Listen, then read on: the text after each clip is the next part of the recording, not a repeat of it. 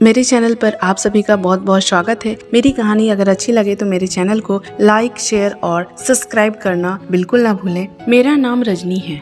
ऊपर वाले ने मुझे रूप तो इतना सुंदर दिया है कि जो देखता तारीफ किए बिना नहीं रहता। जब मेरी खूबसूरती की तारीफ होती तो मुझे बहुत खुशी महसूस होती है। मेरे पापा चपरासी की नौकरी में थे। माँ कुछ सालों पहले ही चल बसी। पापा ने दूसरी शादी कर ली। वो माँ सिर्फ पापा से ही मतलब रखती।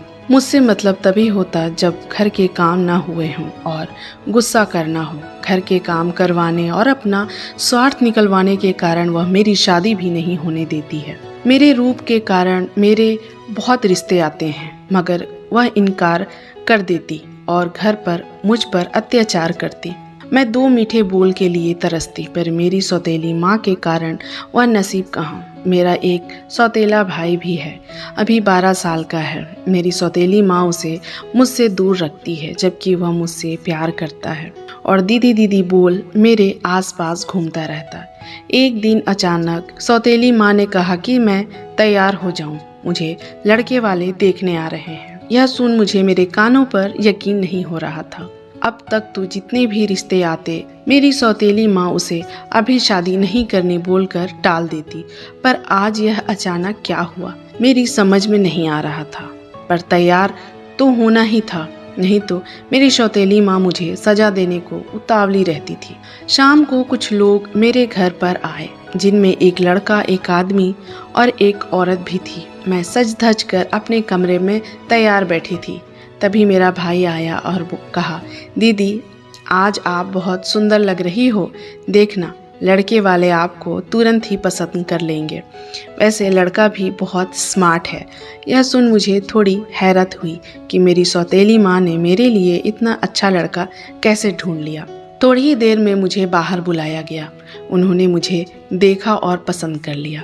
शगुन के नाम पर एक पैसों की गड्डी मेरे हाथों में थमा दी और मेरे पापा से कहा जल्द ही शादी की तारीख निकलवाएं, बोलकर घर से निकल गए। पैसा देख मेरी माँ का मुंह खुला का खुला रह गया।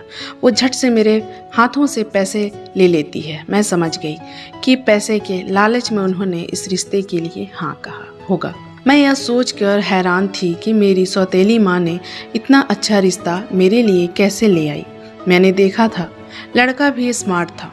मैं खुश थी, चलो पैसे के लालच में ही सही, पर उन्होंने पैसे वाला परिवार के साथ साथ सुंदर लड़का भी ढूंढा है। जल्द ही शादी की तारीख पक्की हो गई। एक हफ्ते में मेरी शादी हो गई। मैं बहुत खुश थी। विदा होकर ससुराल पहुंची। आलीशान बंगला देख मैं दंग रह गई। मुझे मेरे कमरे में ले जाया गया। सभी मेहमान के जुबान पर एक ही बात, उज्जवल किस्मत वाला है जो इतनी खूबसूरत चांद जैसी पत्नी मिली, पर इस खूबसूरती को वो बेचारा सिर्फ महसूस कर सकता है। मैं बातें तो सुन रही थी, पर समझ नहीं पा रही थी कि ये ऐसा क्यों बोल रहे थे। एक लड़की आई और मुझे अपने कमरे की तरफ चलने को कहा। सीढ़ियाँ चढ़ते हुए वो लड़की बोली, भाभी आप सचमुच बहुत खूबसूरत हो। आपकी जितनी तारीफ सुनी थी, आप तो उससे भी ज्यादा खूबसूरत निकली। मैं आपकी चचेरी नंद हूँ। चलिए आपको आपके कमरे तक छोड़ आती हूँ। मैं अपना इतना बड़ा ससुराल और इतना अच्छा परिवार देखकर बहुत खुश थी। अब बस मुझे अपने पति से मिलने का इंतजार था। कमरे में पहुंची तो मैंने देखा कमरा बेहद बड़ा और बहुत खूबसूरत तरीके से सजाया हुआ था। बेड पर लाल गुलाब से खूबसूरत सजावट थी। यह सारा कुछ देख मैं गदगद हो उठी। मन ही मन में मैं अपनी सौतेली माँ को शुक्रिया अदा कर रही थी, जिसकी वजह से मुझे इतना अच्छा ससुराल मिला, इतना बड़ा घर मिला। वह लड़की बोली, भाभी आप तैयार हो जाओ, मैं जाती हूँ और भाई का इंतजार करो, वह थोड़ी ही देर में आते होंगे, बोलकर चली गई। मैंने पहले तो पूरा कमरा घूमकर अच्छे से देखा। उसके बाद मैं बाथरूम जाकर फ्रेश हुई, फिर आकर अच्छे से तैयार होने लगी। मैं इतने अच्छे से तैयार होना चाहती थी कि मेरा पति मुझे देखते के साथ ही मेरा गुलाम हो जाए और मेरी खूबसूरती देख मेरा कायल हो जाए। मैं जब पूरी तरीके से तैयार हो गई, फिर एक बार आईने में खुद को देखा और शर्माते हुए बोली, आज तो मैं खुद को ही नज़र लगा बैठूंगी, क्योंकि मैं कयामत लग रही थी। मैं तैयार होकर अपनी खूबसूरत गुलाबों से सजी बेड पर घूंघट कर बैठी और अपने पति का इंतज़ार करने लगी। थोड़ी ही देर में एक शख्स कमरे में आया। मुझे घूंघट की वजह से अच्छे से दिखाई नहीं दे रहा था। वो धीरे धीरे बेड के नज़दीक आए। उन्होंने शेरवानी पहन रखी थी। मैं समझ गई यह मेरे पति ही हैं। वो बेड पर बैठ गए। उन्होंने कहा, मैंने आपकी खूबसूरती की काफ़ी तारीफ सुनी है, इसलिए इस खूबसूरत लड़की के लिए एक खूबसूरत सा तोहफा बोलकर मेरे हाथों में एक डिब्बी थमाई और कहा कि खोलकर देख लो पसंद है या नहीं। मैंने उसे खोलकर देखा। मेरे होश गुम हो गए क्योंकि उस डिब्बी में एक बहुत खूबसूरत से चमकदार हीरे की अंगूठी थी जिसकी रोशनी मेरे चेहरे पर पड़ रही थी। मैं यह देखकर फूले नहीं समा रही थी।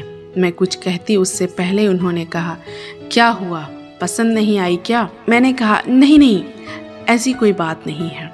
यह तो इतनी खूबसूरत है कि इसके लिए मेरे पास कोई शब्द ही नहीं है। उन्होंने कहा, खूबसूरत होगी मगर आपकी खूबसूरती के आगे कुछ भी नहीं।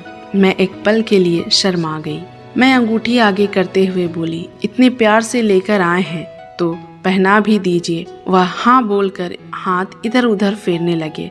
मैं देखकर यह हैरान रह गई कि उनके सामने अंगूठी रखी हुई है और वह इधर उधर हाथ फेर रहे हैं जैसे कि कुछ ढूंढ रहे हों। मैं अंगूठी उनके हाथों में देते हुए बोली, लीजिए, पहना दीजिए। अंगूठी पहनाने वाले थे तभी मैंने कहा, पहले मुंह दिखाई तो कर लीजिए। वह हंस पड़े। मैं बोली, क्यों हंस रहे हो? वह बोले, क्या तुम मुझसे मजाक कर रही हो? मैंने कहा, नहीं, इसमें क्या मजाक। वो बोले, मुझे कोई फर्क नहीं पड़ता तुम घूंघट में हो या घूंघट के बिना। उनकी बातों को कुछ समझ नहीं पाई। मैं बोली, मैं नहीं समझी। अच्छा ठीक है, तुम चाहती हो तो मैं तुम्हारा घूंघट उठा देता हूँ बोलकर वो मेरा घूंघट उठा दिए। घूंघट उठते के साथ ही मेरे चेहरे की हंसी और खुशी दोनों न जाने कहाँ गायब हो गए थे। मैंने जो सामने देखा उसे देखकर मेरे होश फाख्ता हो गए थे। मैंने ऐसा क्या देखा, ये सुनने के लिए इस कहानी पर बने रहिए। मिलते हैं अगली वीडियो में, अगली पार्ट में। तब तक के लिए टाटा, बाय बाय। और हाँ, मेरे चैनल को लाइक, शेयर और सब्सक्राइब करना तो बिल्कुल भी ना मिले। तब तक के लिए बाय बाय।